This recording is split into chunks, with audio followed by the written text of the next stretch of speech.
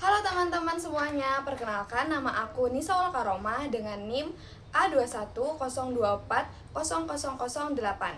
Dan hari ini kita akan belajar bersama tentang salah satu materi penting dalam pembelajaran ekonomi di kelas 10, yaitu permintaan dan penawaran. Nah, di video kali ini kita akan belajar bareng tentang apa itu permintaan dan penawaran, dan faktor-faktor yang mempengaruhi keduanya, dan bagaimana interaksi antara pembeli dan penjual bisa menentukan harga keseimbangan di pasar. Teman-teman, pernah nggak sih kalian memperhatikan saat harga barang di pasar sedang naik, orang-orang cenderung membeli secara sedikit. Tetapi begitu harganya turun, orang-orang cenderung membeli secara banyak. Nah, ini disebut sebagai permintaan. Secara sederhana, permintaan adalah keinginan dan kemampuan konsumen untuk membeli barang atau jasa pada berbagai tingkatan harga dalam waktu tertentu. Jadi, bukan hanya ingin membeli, tetapi juga harus mampu membayar barang tersebut pada harga yang sedang berlaku. Di dalam ekonomi, kita mengenal istilah hukum permintaan yang menyatakan bahwa jika harga suatu barang naik, maka jumlah barang yang akan diminta akan turun, dan sebaliknya. Nah, hubungan antara harga dan jumlah permintaan yang diminta bersifat berlawanan arah. Harga naik, permintaan akan turun. Harga turun, permintaan akan naik. Nah, selain harga barang, ternyata juga ada beberapa faktor lain yang bisa mempengaruhi besar kecilnya suatu permintaan. Di antaranya, pertama, pendapatan konsumen. Semakin tinggi pendapatan suatu konsumen, maka semakin besar juga kemampuan konsumen itu untuk membeli barang. Kedua, selera atau tren. Barang yang sedang tren biasanya permintaannya sedang meningkat. Yang ketiga, harga barang lain. Misalnya harga kopi sedang naik, bisa menurunkan permintaan kopi, tetapi bisa meningkatkan permintaan teh. Yang keempat, perkiraan harga di masa depan. Kalau orang yakin dengan harganya yang akan naik, mereka cenderung akan membelinya secara banyak. Yang kelima, jumlah penduduk. Semakin banyak jumlah penduduk, maka semakin besar juga permintaan terhadap kebutuhan pokok yang akan besar. Sekarang kita akan ke bagian kurva permintaan. Nah, untuk menggambarkan kurva permintaan, yang digunakan sebagai tolak ukur adalah harga. Sedangkan faktor-faktor lain dianggap konstan atau ceteris paribus. Sekarang kita akan ke bagian kurva permintaan. Teman-teman, istilah ceteris paribus artinya faktor-faktor lain dianggap tetap. Jadi, waktu kita membuat kurva permintaan, kita hanya melihat hubungan antara harga dan jumlah barang yang diminta. Artinya, pendapatan, selera, jumlah penduduk, dan faktor lain tidak berubah. Dengan begitu, kita bisa tahu seberapa besar pengaruh harga terhadap permintaan tanpa dipengaruhi hal lain. Lalu, jika muncul pertanyaan seperti ini, kenapa sih harus dianggap konstan? Karena kalau semua faktor berubah secara bersamaan, kita itu tidak akan bisa tahu mana yang benar-benar mempengaruhi permintaan. Jadi, agar hubungan antara harga dan jumlah barang yang diminta bisa jelas, faktor lain kita bukukan terlebih dahulu atau dianggap konstan dan tetap. Nah, sekarang kita lihat secara visual lewat kurva permintaan. Di sumbu vertikal yang arahnya ke atas dan ke bawah, kita tulis dengan harga atau disebut dengan price dan disimbolkan dengan huruf P. Dan di sumbu horizontal yang arahnya ke kiri dan ke kanan, kita tulis dengan jumlah barang yang diminta atau yang disebut dengan quantity demand, yang disimbolkan dengan huruf Q dan D. Nah, kurva permintaan selalu miring ke bawah, dari kiri atas ke kanan bawah, karena menunjukkan hubungan terbalik antara harga dan jumlah barang yang diminta. Nah, fungsi kurva permintaan mempunyai persamaan sebagai berikut, yaitu KD sama dengan A dikurang B dikali P. Keterangannya, P adalah harga produk, KD adalah jumlah produk yang diminta, A yaitu konstanta, dan B adalah koefisien. Sama. Sekarang kita lihat contoh perhitungannya ya. Misalnya, fungsi suatu permintaan barang adalah QD sama dengan 200 dikurangi 5P. Kalau harga barangnya adalah P sama dengan 20, maka QD sama dengan 200 dikurangi 5 dikali 20. Kenapa 5 dikali 20? Karena kita sudah mengetahui 20 adalah harga barang. Sehingga kita hanya perlu memasukkan 20 ke dalam rumus saja. Nah, menjadi QD sama dengan 200 dikurang 5 dikali 20. Nah, untuk perhitungannya kita mengutamakan yang ada di dalam kurung terlebih dahulu.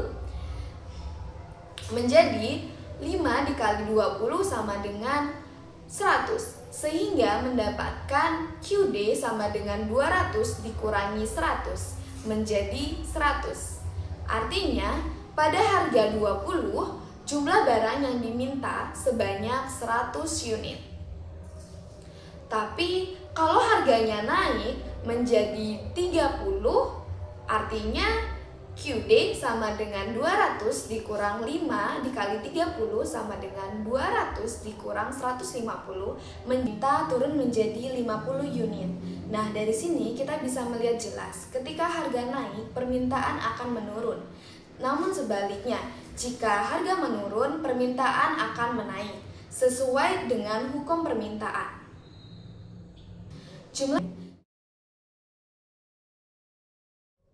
Nah, sekarang kita akan membahas tentang penawaran. Penawaran adalah jumlah barang atau jasa yang ingin dan mampu dijual oleh produsen kepada konsumen pada berbagai tingkatan harga dalam jangka waktu tertentu. Jadi, kalau permintaan itu datang dari sisi pembeli, maka penawaran itu datang dari sisi penjual atau produsen. Penjual menawarkan barangnya untuk mendapatkan keuntungan. Semakin tinggi harga barang, maka semakin besar juga keinginan produsen untuk menjualnya. Dalam ilmu ekonomi berlaku hukum penawaran yang menyatakan bahwa apabila harga suatu barang naik, maka jumlah barang yang ditawarkan akan naik. Sebaliknya, jika harga barang turun, maka jumlah barang yang akan ditawarkan akan turun. Artinya, hubungan antara harga dan jumlah barang yang ditawarkan bersifat searah. Harga naik, penawaran akan naik. Harga turun, penawaran akan turun.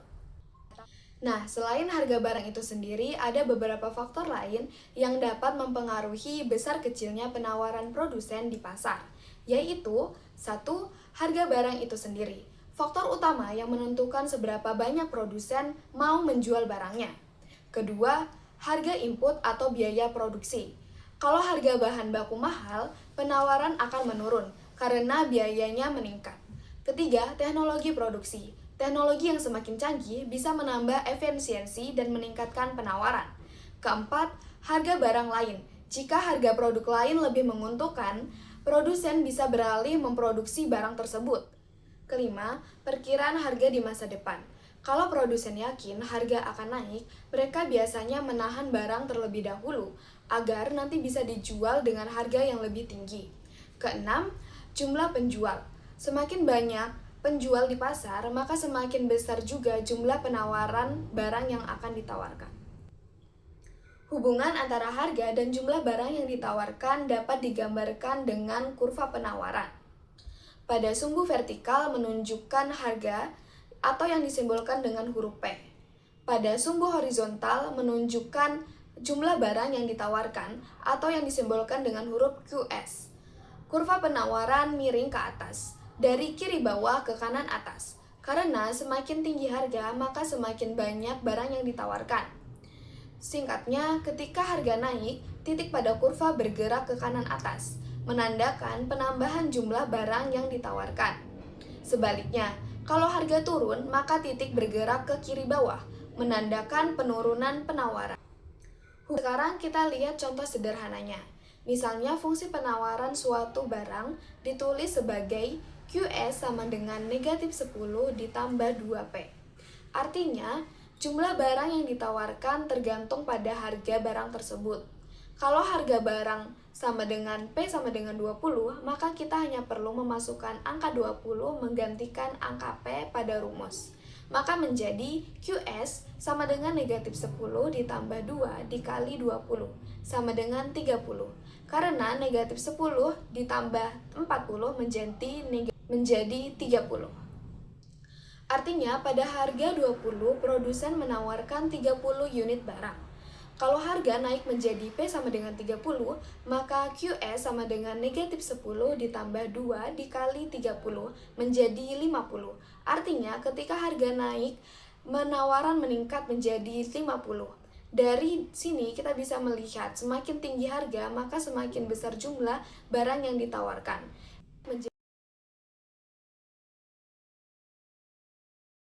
Nah, setelah kita paham permintaan dan penawaran, kita membahas keseimbangan permintaan dan penawaran.